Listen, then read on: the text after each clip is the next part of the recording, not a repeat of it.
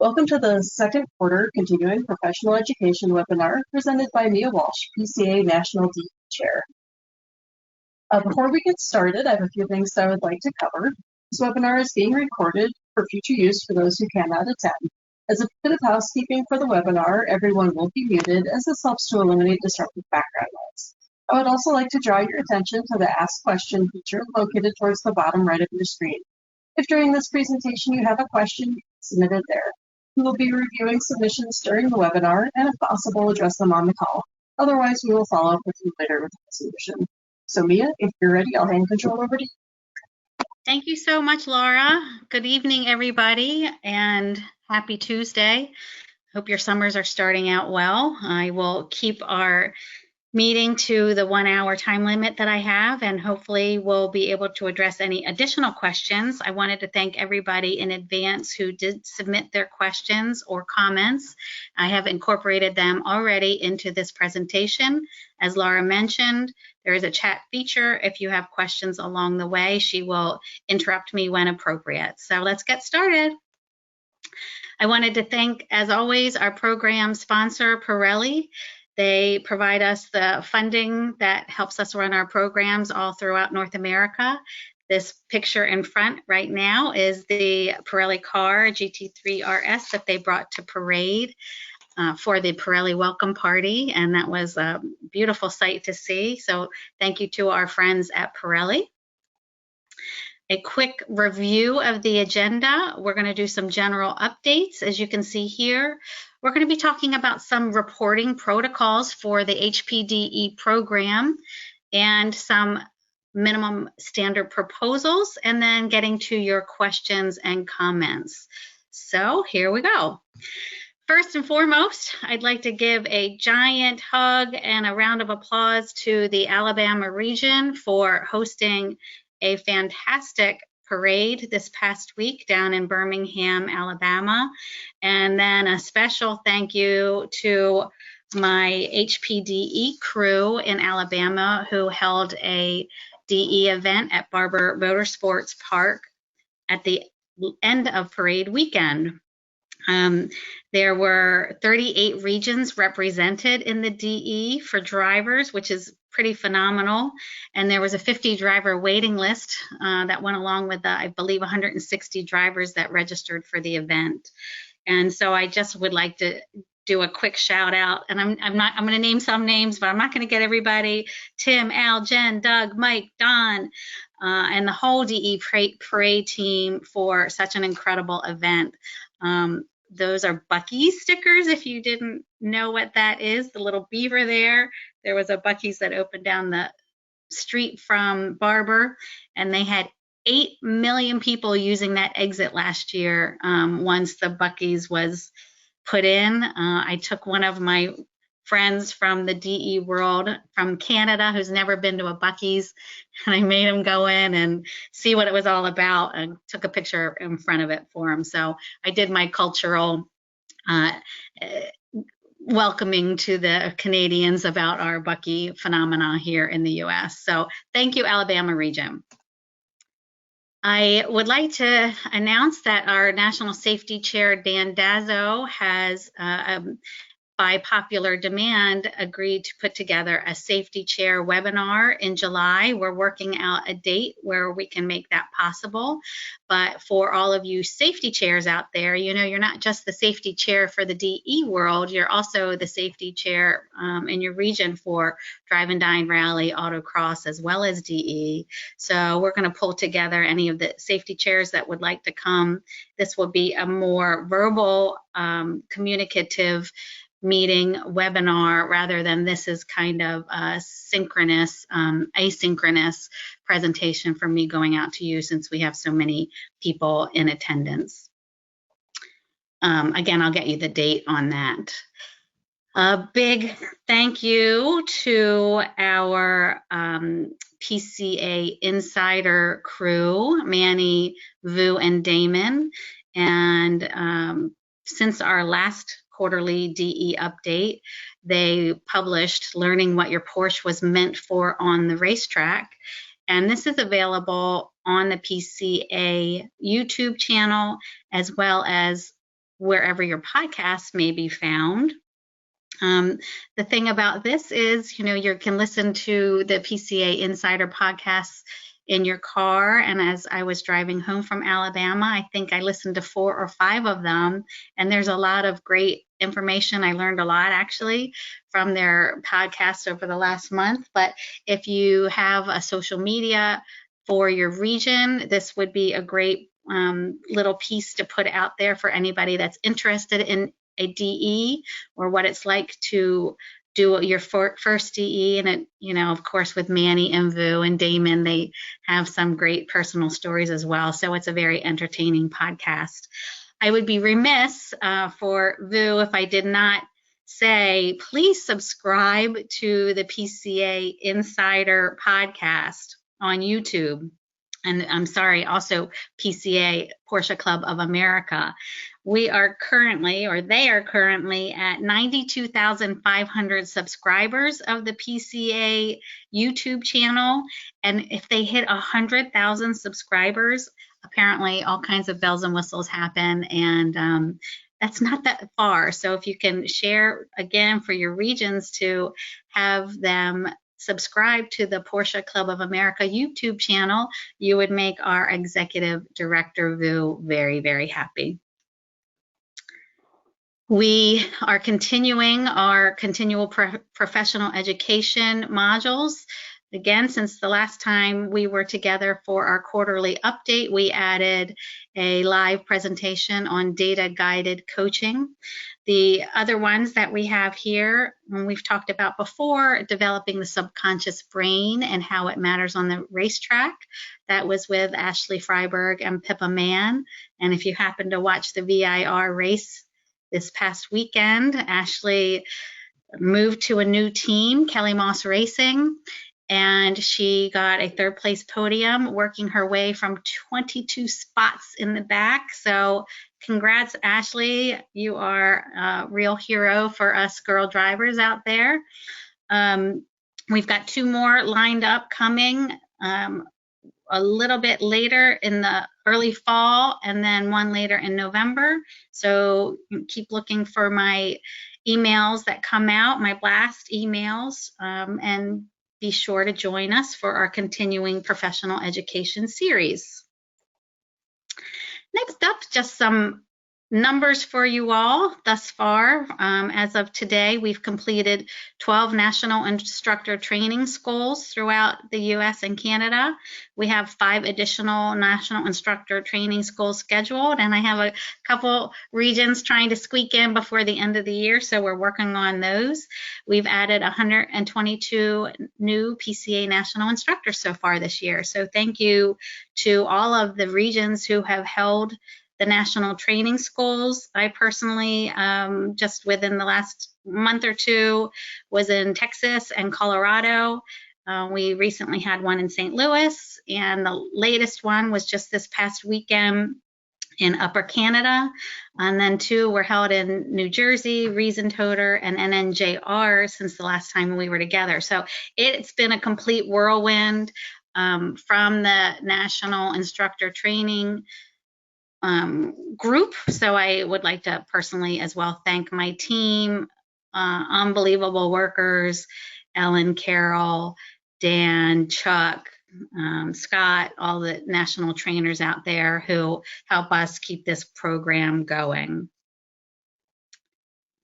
For those of you who didn't know, last year in 2023, we revamped the National Instructor Training curriculum. It hadn't been updated since the inception in 2003, so it was a 20-year-old program. We spent a lot of time in the last year updating it, and it was recently approved by the Motorsport Safety Foundation to count as a level 2 MSF certification. And they are going to retroactively permit anyone who took the national instructor training in 2023 or 2024 to submit for level 2. The instructors who do wish to do that must complete and pay for their level 1 training. You can see their website for that, and then make the payment and registration for level 2. But if you took our course in 2023 and 2024, it counts. And you can email the registrar at motorsport-safety.org for more information.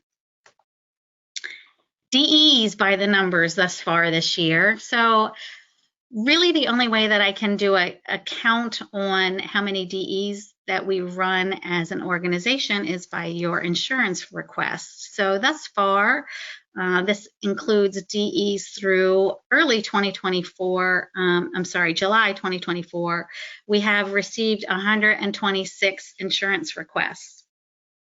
So I go by that figure that we have had 126 DEs. But the interesting thing, when I was running some figures, I've only received 53 observer reports. So I'm going to spend a very short period of time just to kind of remind any of our new DE chairs, our new chief instructors, ones that may have been in working their way up to that position who didn't really know the back side. I'm just going to talk really quickly about a couple of the things that need to happen for a DE once you've completed your DE and after you have submitted your insurance request.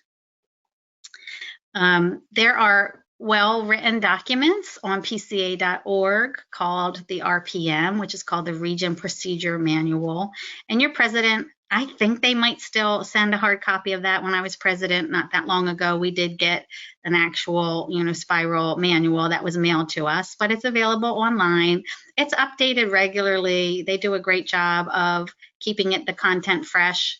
There's also something called a PCA Manual of National Policy and Procedures. It goes by MNPP. So in that, you can find that if you are a region leader on PCA.org under Forms and Docs. The RPM is 195 pages, and it has examples of all of these forms that I'm going to be briefly talking about. And page 43 of the RPM also has a lot of information about DE specific items. Again, your big boys and girls out there, so you can read it on your own. I'm not going to go through it. One thing that I really always like to point out, and I used it a lot when I was president, are region subsidies. And region subsidies are funds that the PCA National provides to regions if they participate in some of these little things that are listed here, a new member social or multi-region activities. So for the DE specifically, again, you can read the details about it, but if you host a DE, co-host it with another region, you are eligible for a subsidy if you add another activity to that DE. So the other activity could be an autocross, it could be a drive and dine that ends there, it could be a tech quiz. There's a whole different slew of activities that are included in this subsidy. And if you have, 3 regions, there's even more money to be given out. So I just wanted to make that aware of you. I know that we're all pinching our pennies these days, but this is an opportunity for you to get a little bit more money for your region if you're hosting something. And DE is a part of that as well. Again, I'm going to leave it up to you to read the details of it, but please know that it's there, and I hope that you do take advantage of that.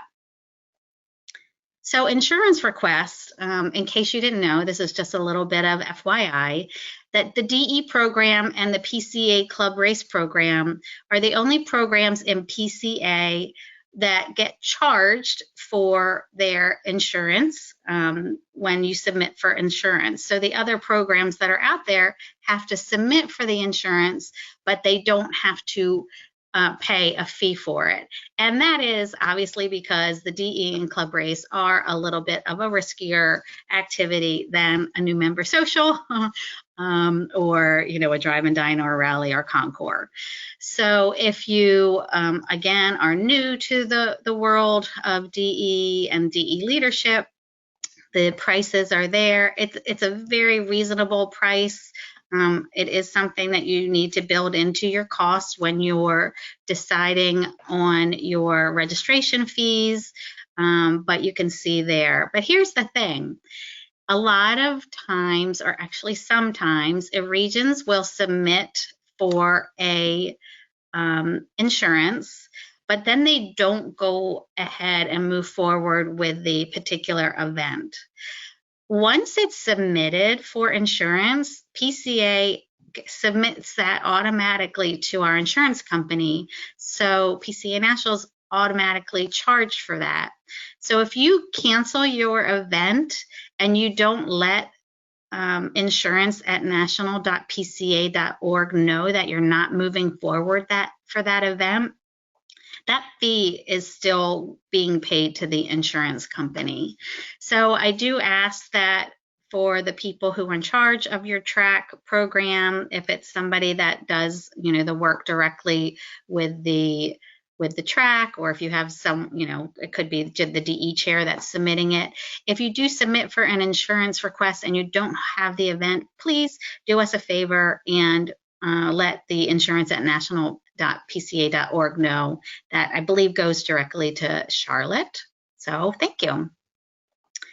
Okay, so after the insurance request, you guys get a certificate of insurance, and per the policy of the insurance company and per the PCA minimum standards, that certificate of insurance has to be visibly printed and posted at the event for people to see.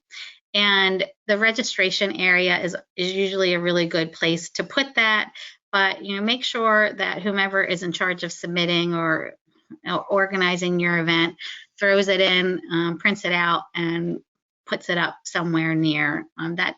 I don't know exactly the specific reasons, but it's part of our policy that we have to have that insurance certificate posted for our folks to see.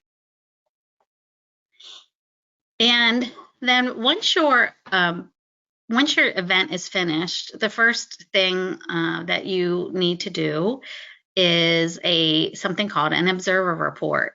And that needs to be submitted online within 10 days of the completion of the event.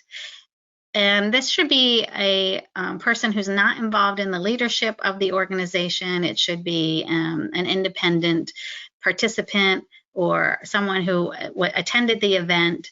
And for best practice, you should let that person know in advance.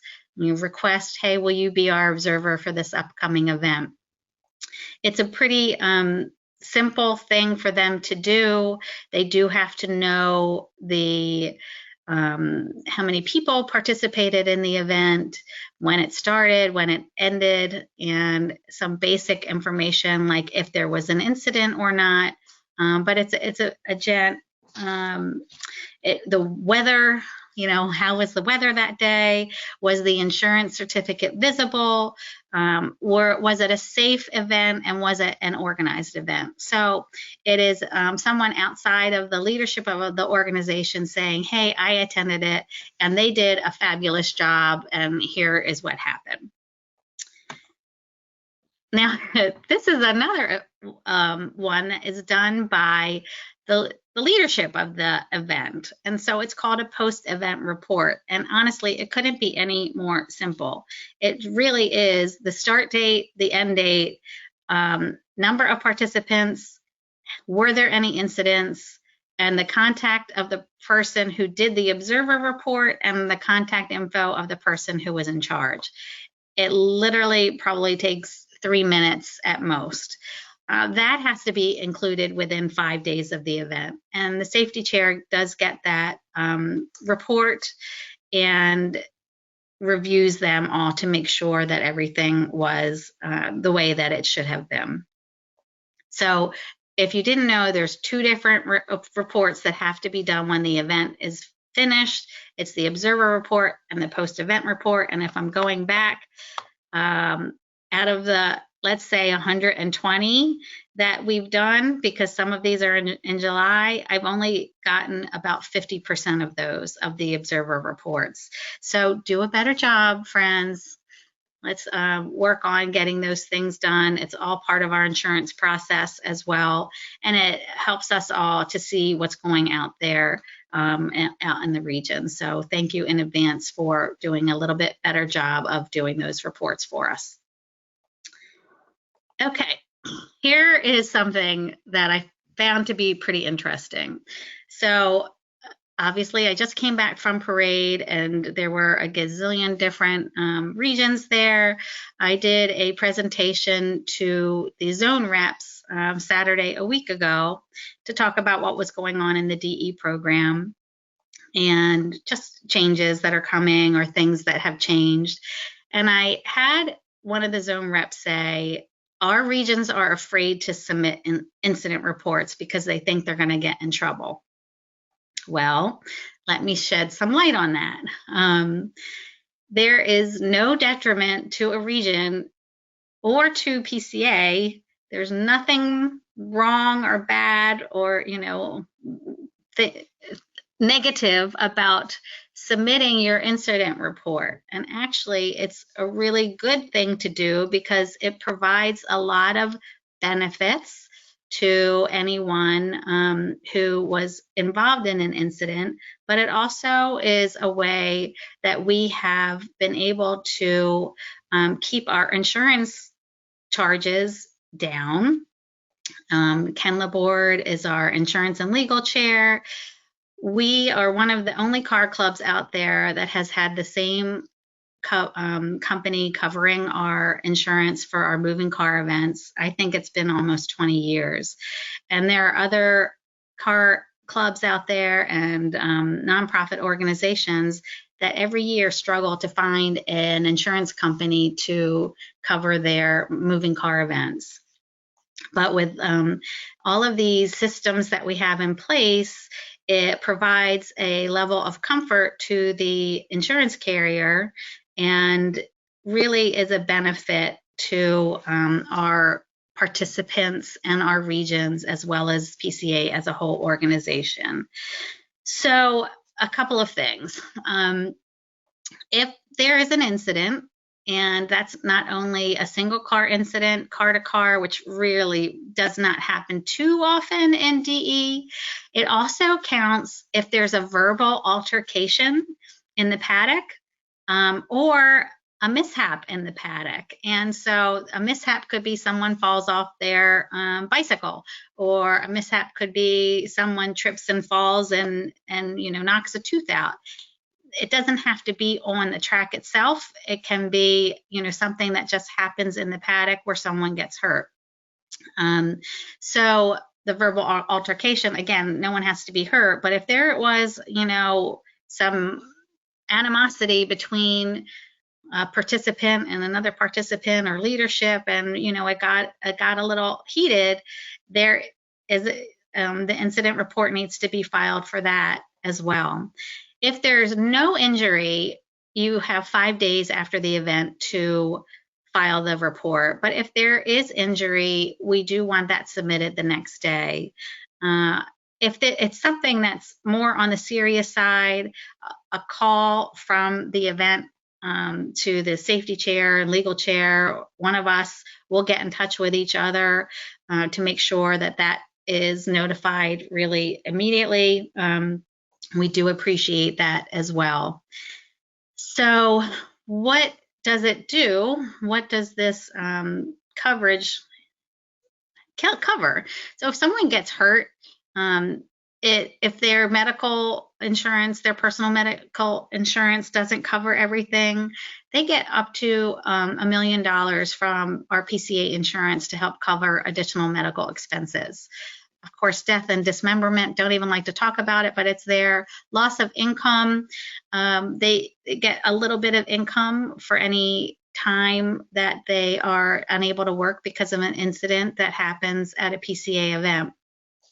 I am not the expert. I know enough, but Ken Laborde recently, maybe within the last month or two, did a region-focused webinar on insurance and waivers, and it's an excellent piece of video to watch to help you understand more about the benefits of having the PCA insurance with the waivers that we are really so, we really need everybody to have sign the waivers. And these are some of the reasons, because of the benefits that we can get for anything that happens at a track event or, any of our PCA events. So again, not lecturing you guys, just letting you know what is going on and why it's important to have these things. Okay, moving on to minimum standards. I know that's why you are here today. So a little bit telling you how the understanding of the minimum standard process works. And then I'll talk about some of the changes that we are recommending. And then also some feedback that I got from those of you who took the time to fill out the form as well. So the PCA National DE Committee, and I have an amazing, amazing group of talented, dedicated individuals who work on my committee. We in 2023, well, between 2022, actually that whole year, spent a great deal of time rewriting the minimum standards, which had not been updated. I think from 2018 was the last update.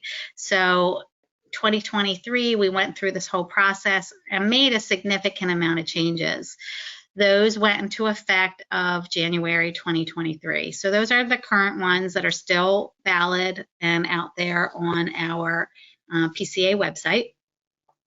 So March 2024, our national committee got together in person.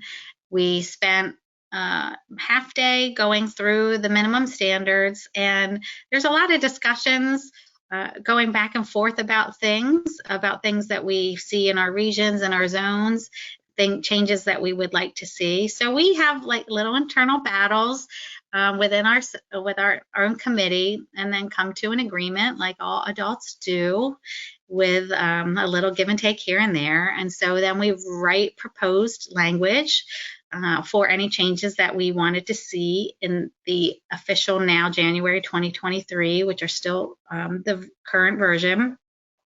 This particular webinar is to seek additional input from regions. A lot of you did submit things online per my request, so thank you so much for doing that. Then we sit down with legal, and then my direct person to whom I report, Aaron, and talked about some of the things that we did. He came back with some really great suggestions, so thank you, Aaron. We talked about why these changes are important and where we're seeing changes in the different areas of the country and in Canada. And then we will, after that, rewrite it again and bring back changes to the regions for final input. That will be not done on a webinar. That'll be done via an email for you guys to have one final look at it. And then we'll submit a final proposal, and I use that word proposal, to the EC. So we, as the DE National Committee, do not have the final say in what gets approved and what doesn't get approved. It goes to the EC, and they let us know after they have a chance to review it, and they have their own internal discussions about it, of what gets passed and what doesn't. So just so we're transparent about the process, let's move on. I'm actually going to take a little break and see, Laura, if I have any chats that have come up, because I have not stopped talking since we started. Sorry. So there has been one comment / question. So great info. Can you tell us where we can find this presentation later, or where does it get posted? This particular presentation will get posted on the HPDE YouTube channel. So that was the only question, so not for break. oh, good. Okay. Then I'm going to take a sip of water and then keep going. Okay, rolling on. Okay, one of the first suggestions, proposals that we're making to EC is giving the regions the ability to choose whether they want to run with the windows up for using passing with turn signals, or the windows down with using physical hand signals. So currently, the way that the existing January 2023 minimum standards are written is that windows have to be down, except for cars with fixed windows, or for those drivers that have some kind of physical challenge where they are unable to get their arms out the window or do the arm movements. And that could be, you know, we have drivers who are paralyzed from the waist down and they're driving with hand control, so they need to keep their hands on the wheels for their pedals as well, et cetera, et cetera. So our proposed verbiage will, number one, you've got to follow what your track requirements are, because especially in Canada, many of the tracks do require windows up already. So you have to follow what the track standard and requirement is. But the proposed language will be that each region may choose its own way to run the event, with either the windows down with hand signals or the windows up with turn signals. What does that look like? Something along these lines. Regions must follow facility requirements for passing signals. If no specific requirements are stated, regions may choose to utilize either hand signals or turn signals, but not both, for their passing protocol using the below standards. And then it gets into the nitty-gritty details about the windows down, turn signals. If you're giving an indicator for a pass to the person behind you, if it's a right turn signal, they'll pass on the right. If it's a left turn signal, they'll pass on the left, which is different how they do it in Europe, but this is how the majority of the organizations in the US and Canada are doing it. So I'm going to pause there because I don't know if chats are beginning on that, if there's any specific questions that I have to answer on this minimum standard. There is not any questions on this yet. Okay. The next minimum standard proposal that we are making, at our last time that we were together for our first quarter webinar, we did a poll and asked, has your region used the 2023 added track experience option to entice new drivers to come to the track and get on the track? And I was super happy to see that 40% are and 40% haven't. There are, you know, obviously not everybody that's on the calls is part of every nitty-gritty detail of a DE, so 20% of you didn't know.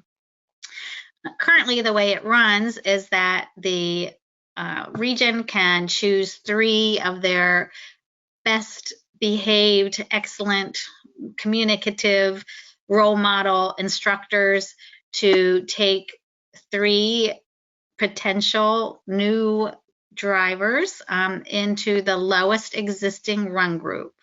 So that's 3 cars in the lowest run group. So if your region has 4 run group opportunities during a day, that would be a total of only 12 people total.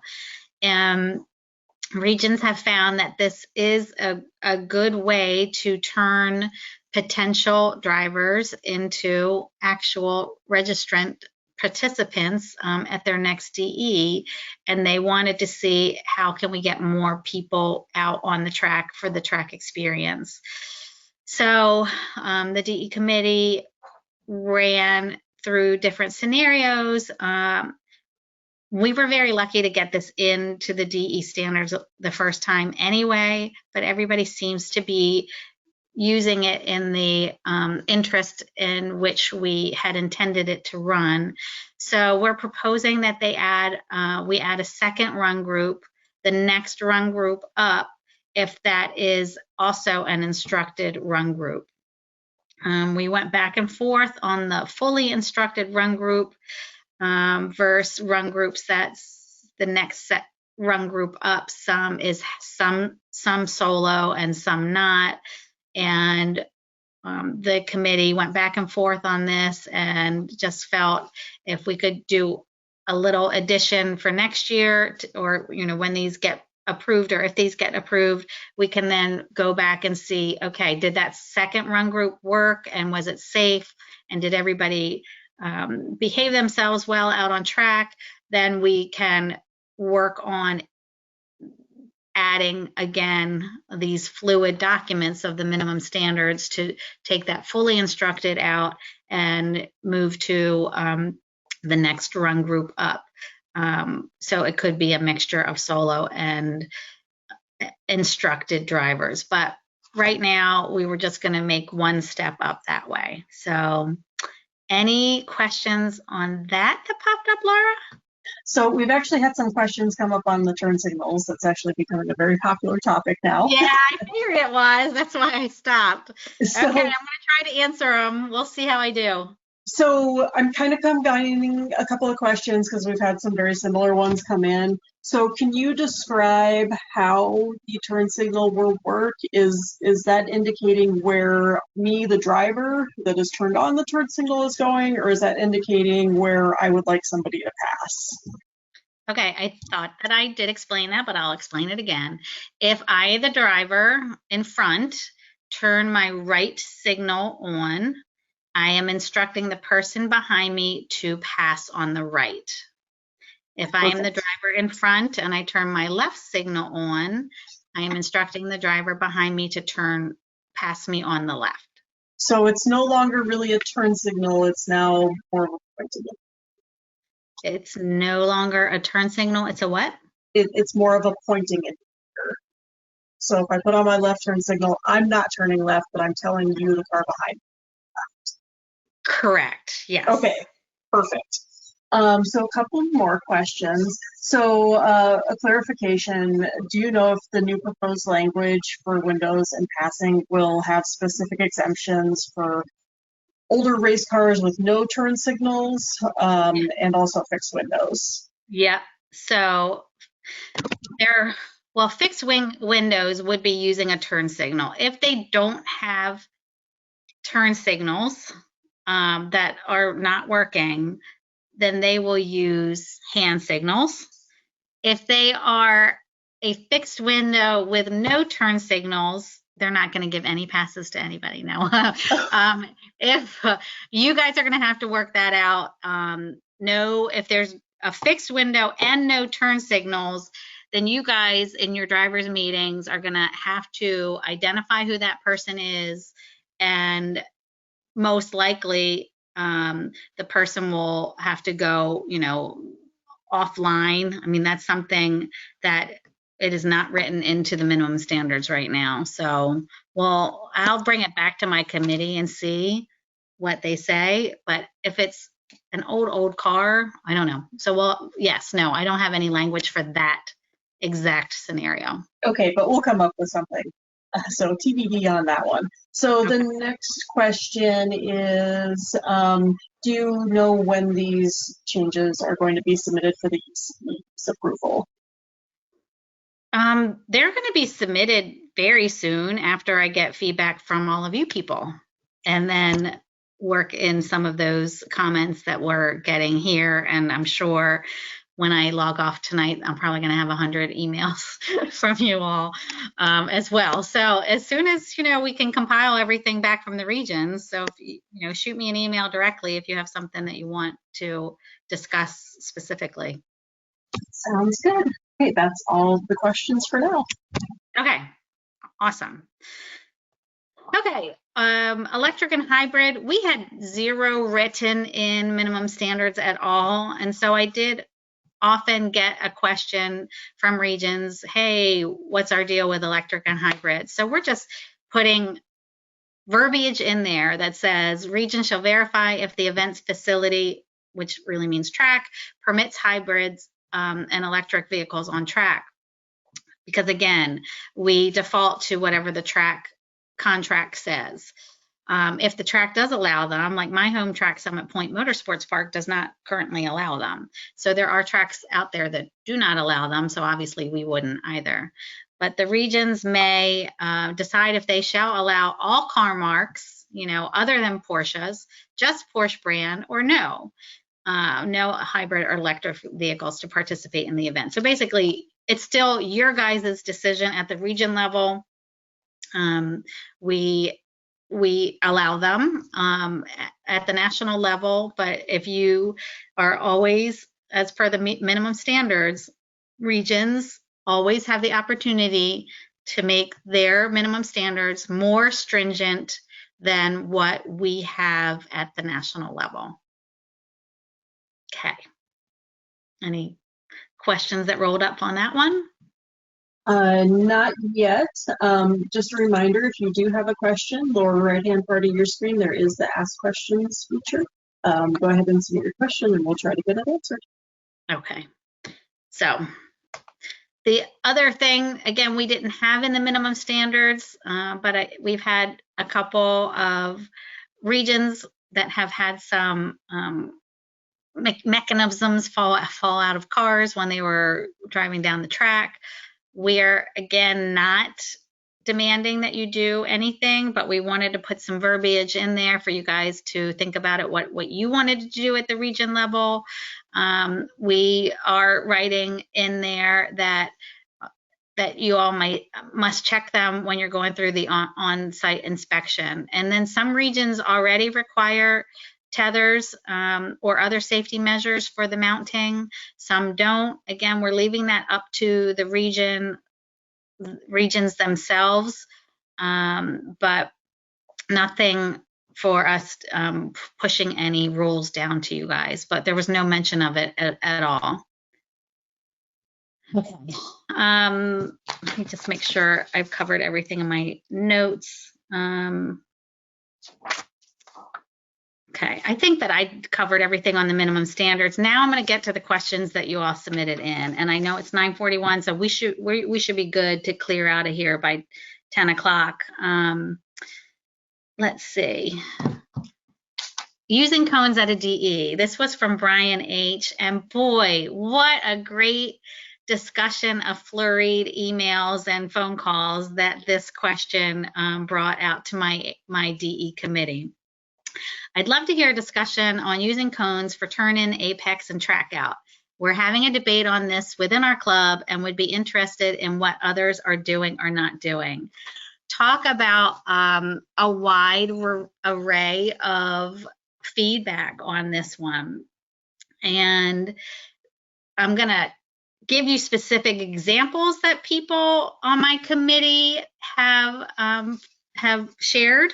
But the bottom line was that if you do, I'm summarizing, like if you do use cones, some of the best practices were to only do them in like the morning sessions so that the drivers, especially the novice drivers, don't get dependent on them. So not to use them for the whole weekend, but maybe putting them out in the beginning of an event and then taking them away at the lunchtime was the general overall consensus. A couple of comments on that. I loved one from Pete. They do turn in and apex, but they don't do the track out, which I thought was an interesting way to do it. So it gets them to the right point on the track, but after that, then they need to use their own devices to get them to the track out point. The majority of the people said that it promotes dependency on those cones. And so if they go to a region where there aren't cones, then they might, be like deer in the headlights. There's a certain track where one of them says it's a kind of risky track and there's certain areas, if not too risky though, can the board. It's a regular racetrack, but they're narrow in some places with the runoff is a little, not great. So they chose to put it on their track for cones on those entry, apex, and track out, just because they felt that it lowered the risk of some of the drivers rather than choosing the learning piece of it. Everyone said that the cones on track makes the driver's eyes always look down, where we constantly teach, looking up at specific pieces of the racetrack, looking down the racetrack, looking past the cars in front of you. And so everyone felt that looking down really goes against what we're trying to teach the people to do with their vision.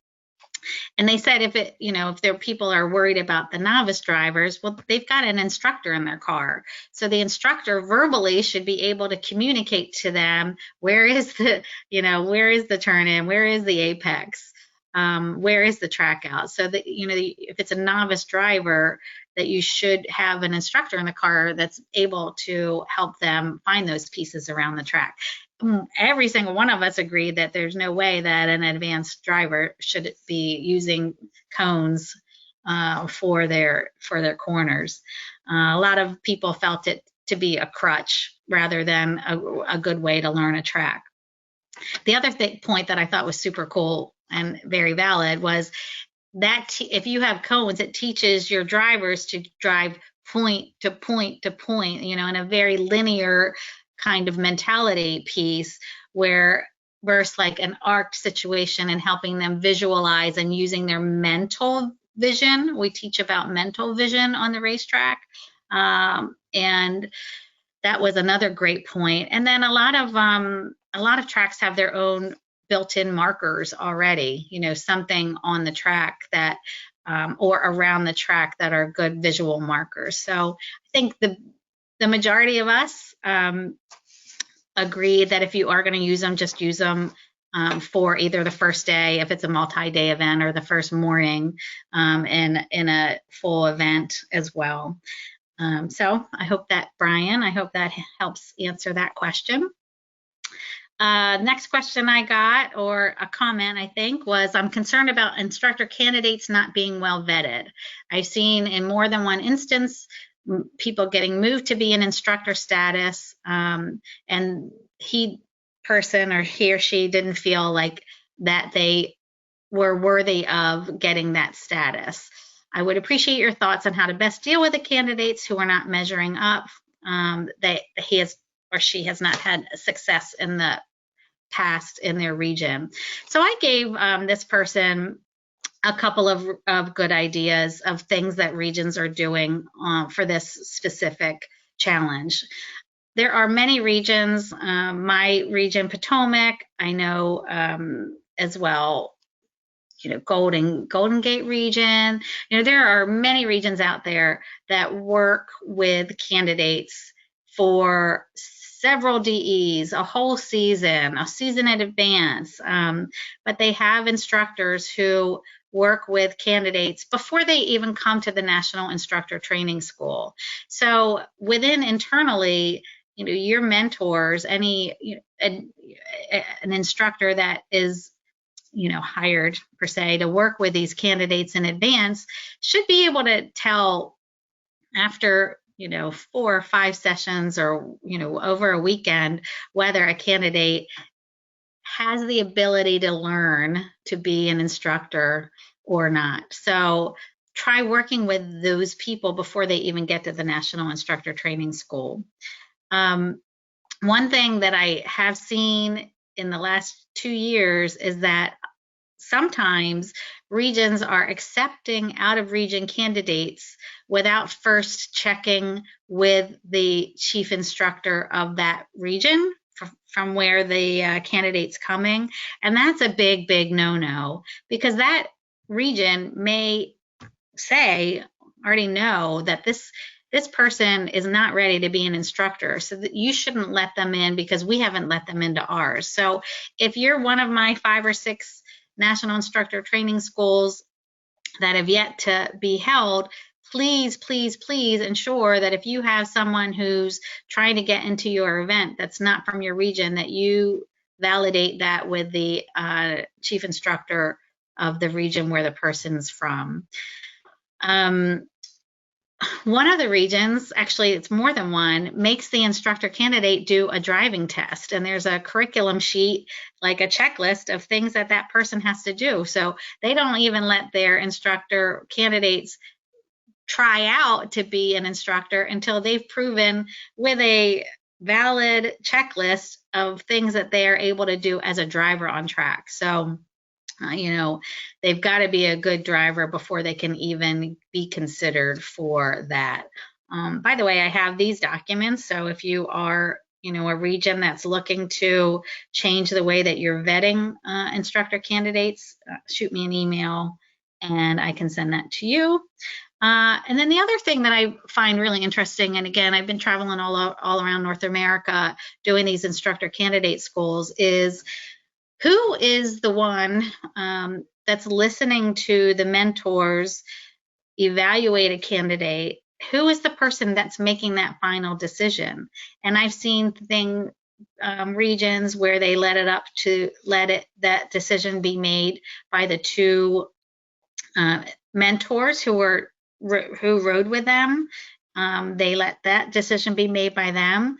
I've seen regions that have a panel of people that sit in and listen to these mentors go over the evaluation sheets, and they have very in-depth conversations about specific things that the candidates have done well, and people in the leadership roles are very, very, very active in who gets approved and who doesn't.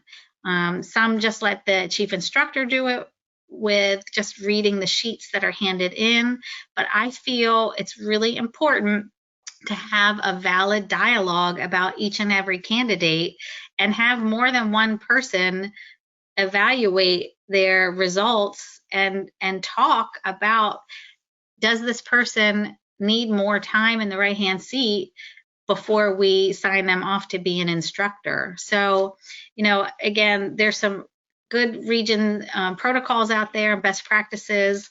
There's also a list of in our region procedure manual that we wrote on the National Instructor Training Schools. There's a whole section on how to choose a candidate. So again, that's something that I can send out to you. Anything, Laura, or am I good to go? So two questions on the communication around the updates to the minimum standards. Okay. So first of all, were these proposed minimum standards sent out via email? And when they are finally solidified and published, how will that be? We haven't sent them out because this is the opportunity for regions to put in their thoughts as well. So once we get feedback from the regions, we'll incorporate them into the document that we've begun working on. And then it will be sent out for the regions to review before it goes to EC for the final voting. I think that makes sense. Yep, okay. that made sense. That's a good question. That's all we have right now. It has not been sent out to them yet. Okay, this is perfect. We wanted to have this discussion for them to be able to see what we're considering proposing and to give the regions a chance to get their thoughts in there as well. That sounds good. Thank you. Okay. Let's see. Moving on. Rollover protection I got from Suncoast region. Of course, they have a lot of different convertibles down there. It's almost impossible to determine on the fly at track inspection if a factory installed hoop is indeed factory rollover protection or simply provided for looks. So they wanted a little bit of assistance in that. A couple of things. Number one, the DE registrar, in my opinion, is probably the hardest job in all of PCA. And so they deal with every single question that anybody comes to the track, deals with unhappy people a lot if they're not able to get into events, every little thing that happens before they get to the track. So thank you to any people that have done that role before. One thing that regions can do is that DE registrar, they have to put their car in when they're registering for an event. So it's a really good practice for the DE registrar. And if you're using MSR or Club Reg, it's so easy to generate a quick report about what their car is. They're going to have in there the model, the year, obviously the manufacturer. And you can build into your registration form and put the onus on the registrant. Is your car convertible? Yes, no. If it's no, then it just goes to the next question. And I've registered for events all over the country, so everybody does a really good job of extracting information from the registrant and putting the onus on them. So you can ask them questions, are you able to provide, can you provide your factory documentation? You can specifically ask questions during that registration process about their car. And we also, as a DE committee, because when I first took over this position a couple of years ago, I was getting a lot of those questions. So I put it again back on my amazing team. I'm like, can you please put together a document with some of the current and historic brands that are out there with the dates of what is considered okay for our factory rollover protection and not. So I did send that document to SPE. If it's something that you deal with a lot, it's of course does not have every single car that's out there. That would be an impossible task to do. So that's why I like putting some of the onus back on the registrant. If they want to participate, they have read the minimum standards, but you can put it back on them to extract more information during the registration process. Okay, I'm going to go to the next one because we only have a couple minutes left. And actually, you know what, some of this we've talked about in prior ones. So there's no minimum standard on tire age, but some regions have their own language and their own standards. But the safety chair suggests that tires should be replaced at the optimum age of 6 years and the ultimate age of 10 years. So that came from our safety chair. That was in a prior webinar, but it came up again in one of the questions. I had a couple of things regarding electric and hybrid and whether, if you do allow them in, it is pretty important actually for any car when you're doing your registration. And I've registered for a couple events lately where one of the very first things in order for them to proceed is the language that says they are responsible for any damage financially to the track. If they have an incident, they hit the Armco, they've got to put kitty litter down on the track. And the important thing is to spell out how they're going to be charged. So some regions do a really nice job of, you can't even go forward until you assume that liability, or that language in there that says, okay, I understand that if I do something wrong that I'm going to be charged for it. And there was a question or comment from electric and hybrid. What can we do to get a addendum for coverage for electric and hybrid vehicles? And so I have a question out for our insurance chair on if there's anything that we can do to add an additional policy for that, because that could be an expensive something for people if an there's a fire, battery fire, or something along those lines. Okay. Track load, talked about it again. It's on this presentation per mile of track. What is a suggestion? This is not a minimum standard. That's there. I got 2 more minutes. Save the date, September 17th, the third quarter 2024 webinar for the region leadership in DE world, and December 10th for our fourth quarter.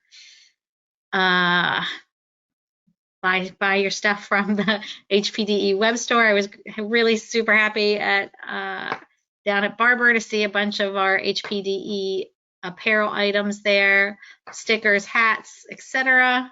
If you haven't joined our Facebook group, we have a Facebook DE leadership where you guys can post questions and promote your activities. Thank you to all of these amazing people who make me look really good about what I'm doing for the PCA world, but I couldn't do it without any of these people that you see here, my national trainers and my DE committee members. Really great group of people. Thank you. My email is there. It's 959 hpdechair@pca.org. Any last things before we hang up, or should I just say goodnight to everybody, Laura? I think say goodnight. We ended right at 9 o'clock. Perfect timing. All right, everybody, have a great night. This again will be on YouTube, the HPDE YouTube channel for any of your friends who have not been able to attend. All right, have a great night, everybody. Take it easy.